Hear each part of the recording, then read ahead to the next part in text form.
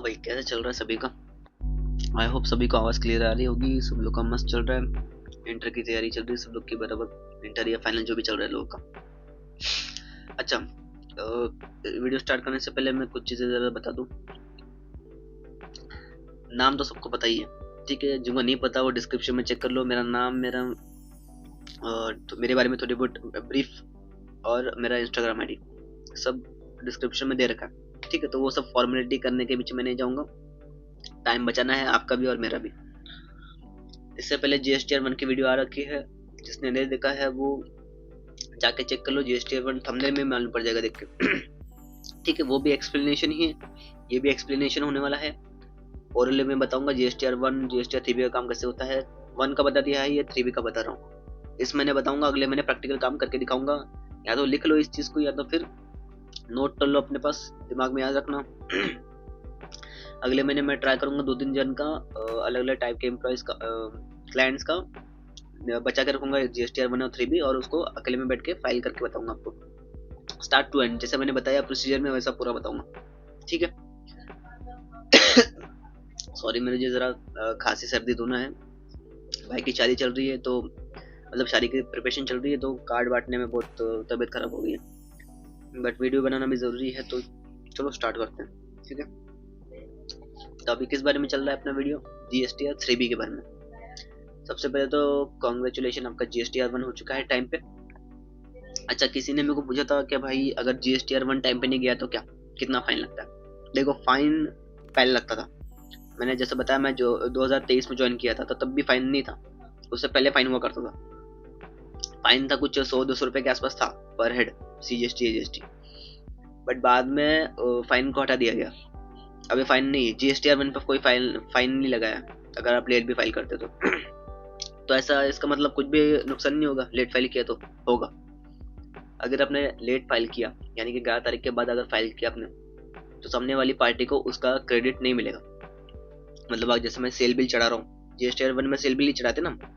Cell bill अगर मैं चढ़ा रहा हूँ या मुझे क्रेडिट नोट मारना है, तो उसका इफेक्ट इसमें नहीं दिखेगा, इस महीने के रिटर्न में। जैसे अभी कौन सी महीना गया अपना? दिसंबर गया, अभी जनवरी चल रहा है। दिसंबर की रिटर्न में अभी जनवरी में फाइल करूंगा जीएसटीआर 1 और 3 भी, ठीक है। ड्यू डेट तो निकल गई, बट बता रहा हूँ। तो अभी मान लो अगर मैंने जीएसटीआर 1 फाइल नहीं किया था टाइम पे, कब? दिसंबर का जो भी जीएसटीआर 1 का टाइमिंग क्या है, एक 11 जनवरी तक। वो डेट एक्सटेंड हो गई थी, बट अभी 11 जनवरी मान के चलो। तो अगर मैं 11 जनवरी तक फाइल नहीं करता, तो मुझे अभी फरवरी में उसका आईटीसी नहीं मिलेगा सामने वाले पार्टी को। चलो, तो इतना समझ में आ गया। सॉरी। तो आपका जीएसटीआर 1 का क्लियर हो गया, फाइन नहीं लगता, बट सामने वाली पार्टी को आईटीसी नहीं मिलेगा। उसके बाद अभी अपने वीडियो के पास आते हैं। जीएसटीआर 3 का काम चल रहा है अभी अपना। 11 तारीख को अपने रिटर्न फाइल कर दी, आपने सेल दिखा दी अपनी कितनी है। अब वो सेल किसी और की परचेस है, तो उसके फोटो भी दिखेगी। हमने भी कहीं से परचेस की है, तो हमारे फोटो भी दिखेगी। कब दिखेगी? 14 तारीख को, 14th ऑफ द मंथ। जैसे दिसंबर मंथ की अगर मुझे परचेस देखनी हो, दिसंबर मंथ की मुझे मेरी परचेस देखनी हो, तो मैं 14 तारीख को जाऊंगा फोटो पे, ठीक है। अगर रिटर्न 11 तारीख को फाइल हुई है टाइम पे, ड्यू डेट का कोई एक्सटेंशन का ऐसा नहीं था, तो अगर 11 तारीख को या उससे पहले फाइल होगी, तो 14 तारीख को मेरे फोटो भी दिखेगी, मेरी परचेस। फिर तो अब सबसे पहले मैं प्रोसीजर बताता हूँ क्या रहता है ऑफिस में मेरे, ठीक। मैं मेरे जूनियर्स को भी बोलता हूँ प्रोसीजर फॉलो करो तो काम जल्दी होगा, प्रॉपर होगा। वो पता नहीं फॉलो करते हैं कि नहीं, मैं करता हूँ। तो मैं मेरा प्रोसीजर बता रहा हूँ मैं कैसे करता हूँ काम। तो एक ही लाइन में मेरे सारा 3-4 काम एक साथ हो जाते हैं, ठीक है। सबसे पहले तो मैं अपनी समरी खोल लेता हूँ। ऑलरेडी मैंने बता रखा है कि एक समरी होती है एक्सेल में, जो हम क्लाइंट को भेजते हैं हर महीने, ठीक है। समरी खोल लेता हूँ। क्लाइंट का जीएसटी पोर्टल लॉगिन किया, मान लो आज 14 तारीख है, 14 या 15 तारीख है आज, ठीक है। पोर्टल लॉगिन किया क्लाइंट का। डैशबोर्ड पे जैसे जाओगे, क्लाइंट के लॉगिन करते ही डैशबोर्ड ओपन होता है क्लाइंट का, ठीक है। नहीं भी ओपन हुआ तो यहाँ पे ऑप्शन रहता है डैशबोर्ड, उस पर क्लिक करोगे तो आप क्लाइंट के डैशबोर्ड पे पहुंच जाओगे। डैशबोर्ड पे क्या होता है, पूरा टेबल होता है, ITC, claim, ITC cash balance, input tax credit का ओपनिंग बैलेंस। पिछले महीने जो रह गया होगा वो इस महीने ओपनिंग होगा, पिछले महीने क्लोजिंग इस महीने मुझे ओपनिंग में दिखेगा, तो वो सब होगा। तो वहां से सारी अमाउंट उठानी है, अपनी समरी में लेनी है, ठीक है। Opening ITC, opening ITC, opening cash balance. Try करो कि ये सब चीजें अलग अलग रखो। मैं क्या करता हूँ, समरी के नीचे ना खाली जगह होती है जहाँ पे, वहाँ पे टाइप कर देता हूँ ओपनिंग आईटीसी इतना है, सीजीएसटी आईजीएसटी आईजीएसटी भी इतना है, और फिर ओपनिंग कैश बैलेंस इतना है। ठीक है, तो अलग अलग सेपरेट करके लिखता हूँ, फिर आगे जाके उसको समरी के टेबल के अंदर डाल दो। ठीक है, तो ये दो चीजें मिल गई। फिर आप उसमें जाना है, रिटर्न फाइल में जाके आप फिर चेक करते हो जो भी मंथ का आपका पीरियड, जो भी पीरियड की रिटर्न चल रही है वो सिलेक्ट करोगे आप, साल, क्वार्टर और फिर मंथ। अभी कौन सा चल रहा है, 24-25 साल रहेगा, क्वार्टर रहेगा 3 दिसंबर का चल रहा है, मैं दिसंबर की बात करूँ तो 3rd क्वार्टर में जाएगा, और आप मंथ सेलेक्ट करोगे दिसंबर। ठीक है, मंथ सेलेक्ट हो गया, फिर सर्च करने पे आपके सामने अलग अलग टेबल आएंगे, जीएसटीआर 1 दिखेगा आपको, ऑलरेडी फाइल हो रखा है, नहीं फाइल हुआ होगा तो वहाँ पे ड्यू डेट आ रही होगी अभी। ठीक है, तो ये चीज ध्यान रखना, फाइल हो गया हो तो लिख के आता है उधर, फाइल जो भी स्टेटस है वो लिखा होता है उधर। फिर आप वहाँ पे 3B का भी टेबल होता है, 2B का भी होगा, 2A का भी होगा, तो 2A के क्वार्टर पे आप 2B के इस पे जाना है टेबल पे। ठीक है, डाउनलोड वाले इस पे क्लिक करना है, अंदर जाओगे तो दो फाइल मिलती है वहाँ पे, एक जेसन फाइल होती है और एक 2B की फाइल होती है। सॉरी, एक 2B एक्सेल में होगी और एक 2B होगा आपका जेसन में, दोनों डाउनलोड कर लेना आपने, जेसन वाला भी 2B एक्सेल वाले भी डाउनलोड कर लिया। अब दोनों को लाके फोल्डर में रखना है। कहाँ से रखना है फोल्डर में मैंने ऑलरेडी बता रखा है, फाइलिंग हम किस तरह से करते हैं। डाउनलोड किया, क्या क्या डाउनलोड किया, जेसन फाइल डाउनलोड किया 2B में और एक्सेल। कहाँ रखना है, आपके जिस फोल्डर में आप सारे क्लाइंट्स का डाटा रखते हैं वहाँ पे जाके, फिर जैसे कि मान लो कैफ एंटरप्राइजेस करके कंपनी है, उसमें क्या कौन सा काम कर रहे हो जीएसटी का, तो जीएसटी के फोल्डर में गया, कौन से साल का काम कर रहे हो 24-25 का, तो 24-25 के साल में गया। उसके बाद कौन से महीने का काम कर रहे हो, दिसंबर महीने का, तो दिसंबर महीने में गया, फिर वहाँ पे मैं वो सारे फोल्डर रखूंगा। फाइलिंग का मैंने रीजन बता दिया ऑलरेडी। ठीक है, डॉक्यूमेंट रख दिया।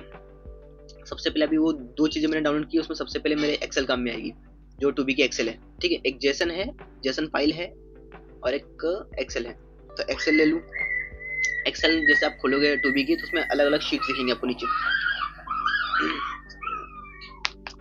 जैसे आप 2B के एक्सेल में जाओगे तो वहाँ पे आपको जैसे दिखेगा B2B दिखेगा, मैं ऑलरेडी सारे टर्मिनोलॉजी बता चुका हूँ, कुछ बची होगी तो मैं बता दूंगा वापस से। B2B क्या होता है, B2C क्या होता है, वो सब बता चुका हूँ। तो उन सब के अलग अलग शीट्स होगी। B2B में जाओगे वहां से दिखेगा आपको, B2C नहीं होगा, परचेस में आपका B2C नहीं होता कभी, आपकी सेल्स में मिलेगा आपको B2C, B2B में परचेस में नहीं मिलेगा कभी। तो B2B में जाना है, सब कुछ चीजें उठानी है वहां से, उसको पहले फॉर्मेट में लेना है और आपकी समरी में कॉपी पेस्ट करना है एज इट इज। ठीक है, समरी क्या होती है मैं ऑलरेडी बता चुका हूँ, ओरली बता चुका हूँ, प्रैक्टिकली मैं दिखाऊंगा जब अगले महीने काम करूंगा तो। ठीक है, फिर अपने कॉपी पेस्ट किया, क्या B2B सब जितना भी आपका है वो सब डाल दिया आपने B2B का। फिर कोई अमेंडमेंट है तो जो इफेक्ट पड़ रहा है अमेंडमेंट होने के बाद वो डालोगे। उसके बाद कोई डेबिट नोट क्रेडिट नोट दिख रहा होगा तो वो डालोगे, ऑलरेडी वो भी बता चुका हूँ डेबिट नोट क्रेडिट नोट काम कैसा करता है। ठीक है, टर्मिनोलॉजीज करके एक मैंने वीडियो बना रखा है, उसमें देख लेना। उसके बाद सब चीजें डाल ली, क्या क्या डाला आपने, B2B डाला, अमेंडमेंट का कोई इफेक्ट पड़ रहा होगा वो डाला, उसके बाद डेबिट नोट क्रेडिट नोट कोई दिख रहा होगा वो डाला, उसके बाद आगे आगे कोई इंपोर्ट किया होगा आपने तो वो दिख रहा होगा, उसको ले लो आप अंदर, उसका भी आईटीसी मिलता होगा आपको। ठीक है, फिर उसके बाद डाटा आपने डाल दिया समरी के अंदर, और अभी आप जाओगे वापस से जीएसटीआर 3B, सेम वही प्रोसीजर, डैशबोर्ड में जाके मंथ पीरियड सेलेक्ट करके सर्च में जाके, पहले आप 2B में गए थे, अभी आपको जाना है 3B में, 3B के टेबल में जाना है आपको। 3B के टेबल में चले गए, जैसे 3B के टेबल में जाओगे ना, क्लिक करोगे तो वहाँ पे 4-5 टेबल ऐसे आपको दिखेंगे पोर्टल में, जिसमें एक होगा आपकी टैक्स लायबिलिटी होगी। ऐसे तो बहुत सारे टेबल होते हैं, काम के आपके सिर्फ 3 टेबल होंगे, उसमें से सिर्फ 3। एक रहेगा आपका टैक्स लायबिलिटी का जो आपने सेल के टाइम पे दिखाया था, एक रहेगा आपका एलिजिबल आईटीसी का, और तीसरा रहेगा आपका लेट फी और पेनल्टी का। ठीक है, अगेन बोल रहा हूँ टेबल बहुत सारे होते हैं, उसमें काम के आपके सिर्फ 3 है। एक आपका टैक्स लायबिलिटी आउटवर्ड सप्लाईज के ऊपर, एक होता है आपका एलिजिबल आईटीसी का जो आपको परचेस पे रहता है कि आपने कितनी परचेस की तो उस पर कितना आईटीसी आपको अवेलेबल है, और तीसरा होता है आपका लेट फी और लेट पेनल्टी आपको कोई लग रहा होगा तो। ठीक है, मान लो अगर नवंबर की रिटर्न मैंने लेट भरी थी दिसंबर में, तो वहाँ की पेनल्टी मुझे अभी जनवरी के रिटर्न में दिसंबर के रिटर्न में दिख रही होगी जब मैं जनवरी के महीने में फाइल करने जा रहा हूँ तो। ठीक है, तो आपको सब दिख रहा होगा टेबल में। सबसे पहले आप सेल्स जो अपने GSTR1 में सेल दिखाई थी वो पहले अपने समरी के साथ में मैच करोगे। आपने भी समरी बना के रखी थी सेल GSTR1 के टाइम पे, तो वो अपनी सेल समरी के साथ में मैच करोगे। अब कुछ लोग का डाउट आ गया, भाई हमने तो पर सेल चढ़ाई थी, जो यहाँ है वही वहाँ है, डिफरेंस तो आएगा नहीं। आता है डिफरेंस कभी कभी। मान लो आपने ठीक से बिल नहीं चढ़ाया, कोई बिल एरर में चला गया, तो बिल के अंदर कोई एरर आता है ना, तभी वो बिल अपलोड नहीं होता। आपको अंदर जाके चेक करना पड़ता है बिल में कोई एरर आ रहा है कि नहीं, बाहर से नहीं मालूम पड़ता, वो टेबल के अंदर जाके चेक करना पड़ता है। तो अगर आपने वो चेक नहीं किया तो ये सॉरी बिल चढ़ता नहीं है पोर्टल पे। हमारे साथ में हुआ था 1-2 महीने पहले, हम पहले चेक नहीं करते थे, अब इससे आदत डाली हमने कि हम चेक भी करेंगे अंदर जाके टेबल के अंदर, क्योंकि कोई एरर तो नहीं आ रहा बिल के अंदर। तो एरर चेक कर लिया आपने, कोई एरर नहीं है, तो सारे आपके, अगर कोई एरर नहीं है, सारे बिल प्रॉपर चढ़े हैं, आपके डेबिट नोट, क्रेडिट नोट, आपके सेल के बिल, तो आपकी सेल आपकी समरी के साथ में मैच करेगी। ठीक है, मैच क्या करना है, सिर्फ tax amount, IGST, CGST, HGST match कर रहा है, ठीक है मैच कर रहा है। कभी कभी हो सकता है आपका बाहर से, आप देखो ना आउटवर्ड टैक्स लायबिलिटी अगर बाहर से देखो ना, तो कुछ चांसेस है मैच नहीं करेगा।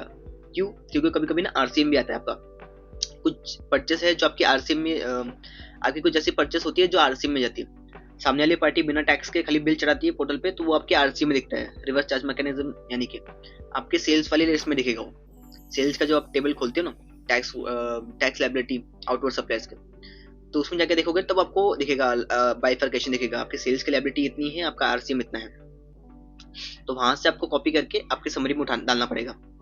ठीक है, RCM का एक चीज समझ लो, जो इस महीने आप पे करोगे वो अगले महीने रिसीव करोगे। नॉर्मली जो सामने वाली पार्टी RCM दिखाती है आपके अगेंस्ट में, तो वो कैसा होता है, सेल्स के अंदर भी दिखता है और आपके ITC में भी दिखता है सेम मंथ में, तो आपको ITC में से डिलीट मारना है, उसको हटाना है और अगले महीने क्लेम करना है। ठीक है, ये छोटा सा चीज है, इसको ज्यादा ध्यान में रखने की जरूरत नहीं है, इजी चीज है। समरी में चीजें डाल दी, समरी मैच कर रही है, आपका सेल मैच कर रहा है, परचेस अपने एज इट इज परचेस उठा के डाली होगी तो वो भी मैच कर रहा होगा। ठीक है, RCM अगर पिछले महीने कोई RCM होगा तो वो इस महीने आपको डालना पड़ेगा, पिछले महीने कोई RCM अगर पे किया होगा तो वो इस महीने आपको रिसीवेबल में डालना पड़ेगा। अगर आप ज्यादातर जो हमारी समरी होती है वो ऑटोमेटिक फॉर्मूला उठा लेता है, ठीक है, लेकिन पोर्टल पे आपको हाथ से डालना पड़ सकता है, कभी कभी ले लेता है ऑटोमेटिक, कभी कभी हाथ से डालना पड़ता है, हाथ से आप डालोगे देन आप मैच करोगे। अच्छा, लेट पेनल्टी कोई लग रही होगी तो वो भी आपको हाथ से डालना पड़ेगा, आपके समरी ऑटोमेटिक तो नहीं उठाएगी, वो एक्सेल है, कोई पोर्टल से कनेक्टेड नहीं है, तो वो भी आपको हाथ से डालना पड़ेगा कि हाँ भाई इतनी पेनल्टी पड़ रही है। अच्छा, पेनल्टी कितनी पड़ती है, GSTR1 में तो पड़ती नहीं है, GSTR3 में भी कितनी पड़ती है, GSTR3 में डिपेंड करता है आपका कोई पेमेंट था कि नहीं था। मान लो आपका पेमेंट आ रहा था, कितना रुपया भी हो, 1 रुपया भी क्यों ना, पेमेंट आ रहा था कि आपका था पेमेंट, तो आपको आपका जो टोटल बनेगा वो रहेगा आपको 50 रुपये पर हेड मतलब 50 रुपये CGST, 50 रुपये SGST। ठीक है, अगर आपका पेमेंट आ रहा होगा तो मान लो आपकी नील रिटर्न थी, ठीक, कोई पेमेंट नहीं आ रहा था, तो 20 रुपये पर हेड, 20 रुपये CGST, 20 रुपये SGST। पहले 100 रुपया हुआ करता था, ये 100 रुपया CGST, 100 रुपया SGST प्लस 18% GST भी लगता है इसके ऊपर, लेट पेनल्टी के ऊपर। ठीक है, लेट पेनल्टी पे भी GST लगता है, चार्जेस प्लस GST लगता है 18%, हाँ लेट 18% लगता है इंटरेस्ट। तो लेकिन ये 18% बहुत लेट कैलकुलेट होके आता है, एकदम से नहीं आता। हम हमारे क्लाइंट को 2021-22 का अभी आया था, लेट पेनल्टी के ऊपर जो इंटरेस्ट लगता है वो अभी आया था, तो उस पर ज्यादा ध्यान देने की जरूरत नहीं है, बस बता रहा हूँ लगता है 18% का। ठीक है, तो पेनल्टी समझ गए, 20 रुपया 20 रुपया, 20 CGST HGST। अगर आपका कोई भी पेमेंट नहीं है तो, अगर आपका पेमेंट था तो 50 रुपये, 50 रुपये CGST, 50 रुपये HGST, ये आपका लेट फाइन है। ठीक है, लेट फाइन समझ गए, समरी आपकी मैच कर रही है, आपका GSTR1 मैच कर रहा है, आपका 3 भी मैच कर रहा है, सारी चीजें आपकी अगर बराबर मैच कर रही है, इसका मतलब आपका पेमेंट भी मैच करेगा। फिर आपको वहाँ पे ऑप्शन होता है फाइल रिटर्न का जाने का, फाइल रिटर्न का, वहाँ पे आपको दिखता है कितनी टैक्स लायबिलिटी है और कितना ITC उसके अगेंस्ट में यूज हो रहा है। ITC का एक दिखता है कॉलम, आपका परचेस का ITC कितना है, परचेस और आपका ओपनिंग ITC वो कितना यूज हो रहा है वो दिखता है आपको वहाँ पे। मैंने आपको पहले ही स्टार्ट में बताया था कि मैं अलग से लिख के रखता हूँ। ठीक है, कभी कभी क्योंकि कभी कभी क्या होता है ना, आपके एक्सेल में फॉर्मूला नहीं उठाता, अगर आपके एक्सेल परफेक्ट बन रखे तो ठीक है, नहीं कभी कभी फॉर्मूला नहीं उठाता वो। ठीक है, तो फॉर्मूला समझ गए ना, जैसे अगर यहाँ पे टैक्स लायबिलिटी नहीं है तो ITC यहाँ पे यूज करेगा, पहले IGST का ITC वो पहले CGST के साथ में यूज करेगा, फिर अगर पूरा एग्जॉस्ट हो गया तो फिर CGST का ITC यूज करेगा। मान लो CGST का टैक्स लायबिलिटी पूरी सेटअप हो गई, उसके बाद कुछ बचा है तो फिर वो SGST के साथ में सेटअप करेगा। ठीक है, तो ऐसा फॉर्मूला कभी कभी एक्सेल में अगर आपको नहीं ले रहा है तो आपको हाथ से डालना पड़ता है, हाँ भाई इतना इतना ITC यूज कर रहा है इसके अगेंस्ट में, डाल दिया आपने। उसके बाद भी कोई पेमेंट बच रहा है ITC यूज करने के बाद भी, ओपनिंग क्लोजिंग ओपनिंग और करंट महीने का ITC यूज करने के बाद भी कोई पेमेंट बच रहा है तो फिर वो आपका कैश लेजर से सेटअप होगा, अगर बैलेंस है आपके कैश लेजर में। तो कैश लेजर में मैंने बोला अलग से लिखता हूँ मैं, तो वो भी फिर आपके ITC में ऐड कर देना। ठीक है, ज्यादातर तो अलग लाइन उसकी ये होती है, अलग अलग टेबल होते हैं, अलग अलग सेक्शन होते हैं, बट अगर सेक्शन नहीं है तो आप ITC में उसको इंक्लूड करके रख दो। कैश लेजर होने के बाद अगर कुछ अमाउंट बच रहा है उसका, फिर भी उसको कुछ पेमेंट करने आ रहा है तो फिर आपको उसका चालान बनाना पड़ेगा। ठीक है, चालान बनाने के 2 तरीके रहते हैं, इसमें हो गया ना। हाँ, चालान बनाने के 2 तरीके रहते हैं एक आपके 3 तरीके हैं, बट नॉर्मली जो 2 तरीके यूज में आते हैं, एक रहता है आपका NEFT RTGS और एक रहता है आपका ई पेमेंट। ई पेमेंट माने कि आप ऑनलाइन पेमेंट करो, गूगल पे, जीपे जो भी आपका है उससे पेमेंट करो, चाहिए तो स्कैन करके पेमेंट करो, चाहिए तो UPI ID डाल के पेमेंट करो, या तो फिर डेबिट का क्रेडिट कार्ड से पेमेंट कर दो। दूसरा एक रहता है NEFT RTGS, जिसमें हम चालान बना के क्लाइंट को भेजते हैं, सॉरी। और क्लाइंट क्या करता है, ऑनलाइन अगर पेमेंट रहेगा, ऑनलाइन बैंकिंग अगर सिस्टम है उसके पास, तो वो ऑनलाइन पेमेंट करता है। ऑनलाइन मतलब इसकी बात नहीं कर रहा हूँ, ये जीपे उन सब की बात नहीं कर रहा हूँ, ऑनलाइन बैंकिंग अपने को क्रोम से जाके जो हम एक्सेस करते हैं बैंक की वेबसाइट पे लॉगिन करके, वो सब वो वाला। तो फिर उसको चालान नंबर डालना पड़ता है, वहां से उसका पेमेंट होता है। नहीं आता तो बैंक से जाके भी पेमेंट करवा सकते हैं। तो आपको जब चालान बनाना होता है NEFT RTGS वाला, तो आपको बैंक भी सिलेक्ट करनी पड़ती है कि कौन से बैंक से पेमेंट होगा। ठीक है, वरना वो पैसा रिफंड आ जाता है। मान लो आपने गलत पेमेंट करने की ट्राई किया ना, तो वो पैसा रिफंड हो जाएगा, पेमेंट होगा ऑन द स्पॉट, पैसा कट जाएगा, फिर कुछ देर बाद रिफंड भी आ जाएगा। ठीक है, तो उसका टेंशन लेना नहीं। उसके बाद आपकी समरी बन गई है, आपका चालान बन गया। एक और चीज, GSTR 1 के टाइम पे मैंने बोला था कि आपको क्लाइंट आपके बिल भेजता है, सेल के बिल भी भेजता है, परचेस बिल के बिल भी भेजता है, और आपको आपके टैली में उसकी एंट्री करनी होती है। अगर मान लो, सारे केसेस में नहीं होता, कुछ केसेस में होता है कि सामने वाले क्लाइंट ने अगर आपको परचेस के बिल दिए हैं, बड़ा क्लाइंट है, एजुकेटेड क्लाइंट है, ठीक है, तो वो लोग क्या करते हैं ना, रिको शीट में डिमांड करते हैं। रिको शीट मतलब क्या होता है, सिंपली देखो, मैंने देखो जेसन फाइल डाउनलोड करने बोला था टूबी में, तो वो जेसन फाइल आपको आपके टैली के अंदर इंपोर्ट करवानी पड़ती है। ठीक है, सिंपली क्या इंपोर्ट मतलब क्या हो रहा है, अभी आपके पोर्टल पे जितने भी बिल है वो एक जेसन फाइल से आपके इसमें आ रहे हैं, आपके टैली में आ रहे हैं, और आपने ऑलरेडी परचेस बिल की एंट्री कर रखी, तो वो अभी रिकंसाइल करेगा, चेक करेगा कौन सा बिल पोर्टल पे है, कौन सा बिल पोर्टल पे नहीं है। ठीक है, छोटी छोटी चीज की वजह से भी डिफरेंस आता है, 1 रुपया 50 पैसा भी रहेगा ना तो डिफरेंस बताएगा, तो आपको वो ठीक करना रहता है, या फिर उसमें ऑप्शन रहता है एक्सेप्ट एज इट इज, या फिर जो भी है रिजॉल्व करके उस पर करना रहता है।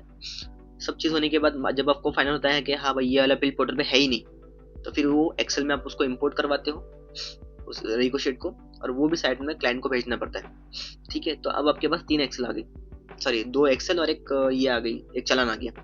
एक समरी है आपकी, जो भी महीना चल रहा है उसका समरी होगा, कितना पेमेंट, कितने सेल है, परचेज है, RCM, पेबल, रिसीवेबल, और आपको कोई पेमेंट आ रहा है या नहीं आ रहा है, वो सब आपका समरी में दिखेगा। एक एक्सेल रहेगी आपका रिको शीट की, आपने जो भी टूबी का रिको किया है वो रहेगा, जो आपने टैली से निकाला है। आप चाहो तो खुद से भी रिको कर सकते हो, खुद से रिको करना थोड़ा सा लेंदी पड़ता है, हमारे पास मैनुअल रिको करने की भी रिको शीट है अलग से, अच्छी है वो, बट थोड़ा सा लेंदी है। टैली में क्या सा बहुत इजी पड़ता है टैली में, क्योंकि वो सामने सामने करके बता रहा है। 2 एक्सेल हो गई, एक होता है PDF में चालान, आपका जो भी पेमेंट का चालान, अगर पेमेंट आ रहा है तो उसका चालान भी होगा। ठीक है, ये सारी चीजें क्लाइंट को मेल करनी होती है। अकाउंट बैलेंसिंग एनी टाइम, अच्छा छोड़ो, इसका कुछ है। ठीक है, तो ये तीन चीजें हो गई। अब ये तीनों चीजें आपको क्लाइंट को मेल करना है, GST चालान, समरी और रिको शीट। अगर पेमेंट नहीं आ रहा तो 2 ही चीज मेल करोगे, मान लो उसने परचेस के बिल भी नहीं दिया तो सिर्फ समरी मेल करनी है उसको। ठीक है, और एक चीज देखो, पहले हमारे ऑफिस में कैसा होता था ना, प्रॉपर मेल के ना टाइटल नहीं होते थे, टाइटल पता ना जो सब्जेक्ट लिखा होता है प्रॉपर नहीं होते थे। तो जब से मैंने ज्वाइन किया मुझे समझ में आया कि भाई ऐसी प्रॉब्लम चल रही है, तो मैंने क्या किया, प्रॉपर ये टाइटल लिखवाने चालू किए। मैं भी प्रॉपर लिखता हूँ, मेरे जूनियर को भी बोलता हूँ प्रॉपर ऐसा ही टाइटल होना चाहिए, ना इससे एक वर्ड ज़्यादा ना इससे एक वर्ड कम। जैसे कि मान लो अभी GSTR 3B की समरी जा रही है, तो क्या रहेगा उसका टाइटल, सब्जेक्ट क्या रहेगा, GSTR 3B summary of December 24, इतना, GSTR 3B summary of December 24, ठीक है। और उसके नीचे फिर आप लिखते हो हाय please find the attached document for your reference. फिर आपका चालान भी रहेगा, समरी भी रहेगी, रिव्यू शीट भी रहेगी, डिपेंडिंग अपॉन द केस। ये सब आपने मेल कर दिया। अब क्लाइंट को भी ज़्यादातर क्लाइंट कांटेक्ट में रहते हैं, या फिर ऐसे क्लाइंट अभी मालूम ही रहता है ना कोई क्लाइंट, कौन सा क्लाइंट मेल को ज़्यादा एक्सेस करता है कि नहीं। जो क्लाइंट ज़्यादा मेल को एक्सेस नहीं करता उनको व्हाट्सएप पे भेज देते चालान हम, कि भाई देखो ये, तो समरी भी नहीं भेजते उनको, चालान भेजो, पेमेंट करो, आप अपना निपटाओ, या तो पेमेंट हमको ट्रांसफर करो, हम पेमेंट करते हैं यहाँ से, ठीक है। तो फिर वो लोग पेमेंट करते हैं, और कुछ लोग टाइम पे पेमेंट करते हैं, कुछ लोग लेट पेमेंट करते हैं। लेट पेमेंट करते हैं तो फिर उनका अपना पेनल्टी बनता है, जो मैंने बताया ऑलरेडी। मान लो पेमेंट नहीं था, नील रिटर्न थी, तो फिर वो कंफर्मेशन देंगे, हाँ भाई ये हमारी परचेज है, ये हमारी सेल है, बराबर है, सब कुछ फाइल कर दो। फिर वही अपना GSTR1 वाला जैसा बताया था, फाइल OTB से करना है, DACC करना है, कैसे करना है वो ऑप्शन चूज करो, और फिर अपना फाइल कर दो। 21 मिनट हो गया। तो इतना सा प्रोसीजर होता है। सुनने में थोड़ा ज़्यादा लग रहा होगा, बट डेली काम में ना बहुत मैं बताऊँ कितना टाइम लगता है, एक बंदे की रिटर्न GSTR 3B समरी, रिकोशीट, ये सब करने में कितना टाइम लगता है। रिकोशीट तो बहुत कम केसेस में होती है, कुछ ही क्लाइंट होता है जो परचेज के बिल भेजते हैं, कुछ ही क्लाइंट, सारे क्लाइंट नहीं भेजते परचेज के बिल, कुछ क्लाइंट भेजते हैं। तो मान लो अगर किसी क्लाइंट का परचेज रिको नहीं करना है, सिर्फ चालान और समरी निकालनी है, और चालान अगर पेमेंट आ रहा होगा तो उसका हार्ड टू हार्ड मुझे लगता है तकरीबन 5 से 10 मिनट, 5-10 मिनट, बहुत 5-10 मिनट, 10 मिनट भी बहुत ज़्यादा बोल रहा हूँ, 5 मिनट पकड़ के चलो। परचेज के बिल तो, परचेज के बिल नहीं है तो ठीक है, परचेज के बिल नहीं है तो पोर्टल पे गया, डाटा उठाया, डाला, 2B का उठाया, एक्सेल में निकाला, सॉफ्टवेयर में अपने एक्सेल में डाला, 2B के एक्सेल से अपने वाली समरी में डाला, पोर्टल से मैच किया, चालान निकाला, क्लाइंट को भेज दिया, काम खत्म। और अपनी जो हमारी एक रिमार्क्स की एक शीट होती है, मतलब पासवर्ड शीट होती है, जिसमें हम रिमार्क्स लिखते हैं हर क्लाइंट का क्या स्टेटस है, GSTR1 का, 3B का, तो वो सब चीज़ें उसमें लिखी होती है। तो वहाँ से आपको, मतलब मैं काम कर रहा हूँ, कोई और काम कर रहा है, तो उसको मालूम पड़ेगा कि भाई हाँ इस क्लाइंट का ये स्टेटस है, अभी क्लाइंट इतना काम हुआ है, ठीक है। हाँ, वीडियो थोड़ी लंबी हो गई, लेकिन चलो काम की चीज़ें ही है, थोड़ा ध्यान से सुनो। अगर टाइम नहीं है ज़्यादा तो रुक रुक के देखो, बट काम की वीडियो है, देख लो। कुछ भी क्यूरी रहेगी पूछ लो, कुछ चीज़ें समझ में नहीं आई तो पूछ लो। ये सिर्फ ओरल एक्सप्लेनेशन है, प्रैक्टिकल में बताऊंगा अगले महीने। अभी ड्यू डेट नहीं है, ड्यू डेट के टाइम पे प्रॉपर काम करके भी बताऊंगा, ठीक है। चलो मिलते हैं, वीडियो को एडिट करके मैं ट्राई करता हूँ आज रात तक डाल दूँ, ठीक है। चलो बाय।